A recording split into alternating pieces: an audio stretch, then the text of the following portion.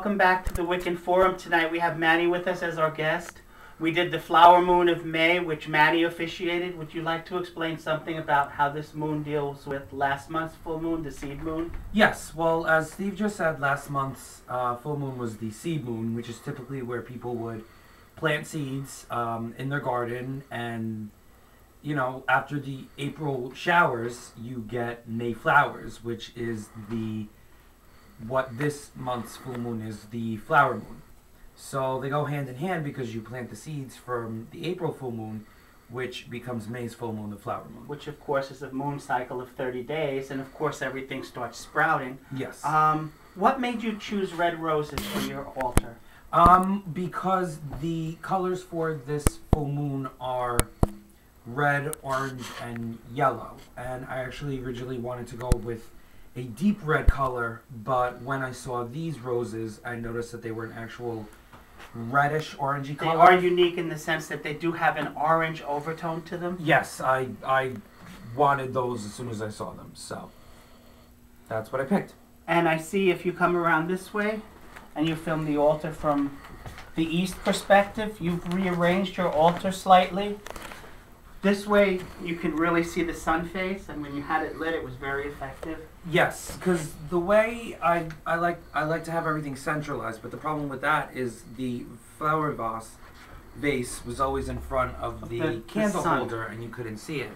So this time I decided to split them up, so that way you could see the flowers, and you can also see the front of the candle holder and the flame going through the glass, and actually get the full effect. I like the way you chose a yellow candle, but that had an orange scent to it. Yeah, well, it's actually supposed to be an orange candle, but I do notice that it is more of a yellowy color than an orange color. But that's why it has an orange scent to it. But it worked perfect. It worked perfectly well. Yes. What I noticed during your ritual tonight, you had lit your cauldron, Mm-hmm. and normally your cauldron would be lit with your incense or whatever. But tonight, this cauldron actually stayed lit. It had a nice dancing flame. And when we created the cone of power, as we let go of the energy and released it to the ethereal plane, that's when the cauldron, boom, it went out. It was, that was it. Yeah, it actually worked out perfectly, but I honestly had no idea that the cauldron was going to stay that lit that long with the incense. Yes, but I did like the way it worked out. That worked because that was your way of knowing that your ritual was getting through to the other side. Exactly. Everything was going through. Could you explain what you had us do with the rose petals? Well, what I had everybody do is typically what the May full moon also represents. It's a good time to involve workings that involve your job or your career. And it's also a good time for any kind of overall positivity spells. Usually this is when they would work out best. So trying to incorporate the flowers, what I had everybody do was take a rose petal and make a wish on it, and then put it into a bowl of water. The idea. So in essence, you had them take the rose petal. Yes. And go like this, and then they ring the bell. Yes. Okay. Yes. I decided to incorporate the bowl of water because the May full moon is the last lunar cycle within the element of water. That's what the spring lunar cycles, their element is water. So I wanted to incorporate that just to, you know, get it in there. And also because of the fact that the May full moon is also, it also represents fertility as well. And with that, the water and the wisdom and the intellect, which is all characteristics of the female aspect of Wicca, which is also heavily involving the fertility. See, when I had seen the red roses, I thought you were trying for a love spell. No. That's why I had to ask you why you chose red roses. No love spells just yet. And I always like the fact that you have the most simplistic of altars, but they always look beautiful. They're very effective. Thank you. When you're running a ritual, you're not bouncing over a bunch of candles as I would be doing, because you do things on a, I don't know, maybe a higher level than I do. But I need all the trappings of a lot of candles and a lot of incense, smoke swirling. It's just the way it works. I can't do that. Like I've said before, I don't like the clutter. I like the simplicity, you know. So I strive for a clutter-free environment, but for some reason that's just me, and that's the way I work it. Yeah. See, usually what I like to do with my altar is after I find out which colors represent the full moon, I like to have all those represented. So that's why I have the red altar cloth, excuse me. I have the orange candle, or what's supposed to be the orange candle. And then I also have yellow honeysuckles, I guess you could say sprinkled over the altar as well to give it, you know, like I said, all the colors blending. I like your chalice also because it's purple, and to me that represents total psychic awareness. Thank you. It's actually, the color itself is open to interpretation. You say it's purple, and I like to think of it as a deep red color, and that's what initially drew me to it. Red is my favorite color, so that's why I picked it. Okay. To me, it always looks purple because purple is my favorite color, but I could see where it has a red tinge to it. Yes.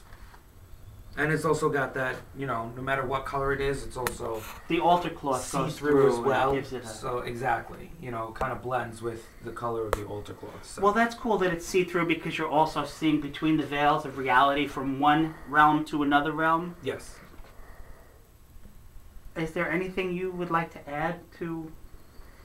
You know, I can mention that the incense that we used tonight, it was a mixture of cinnamon and mint and just other herbs that was a special blend that was made for you at the shop? Or? It was made by Robert.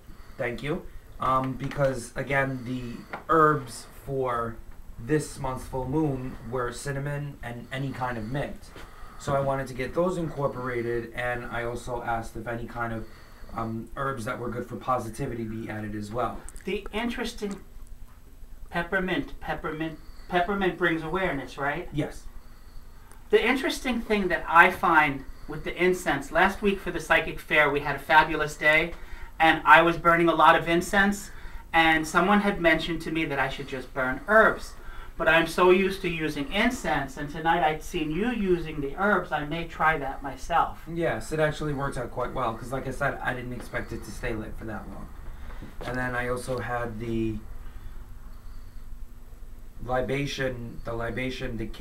cakes that I had tonight were cinnamon grams, also to incorporate the cinnamon as well.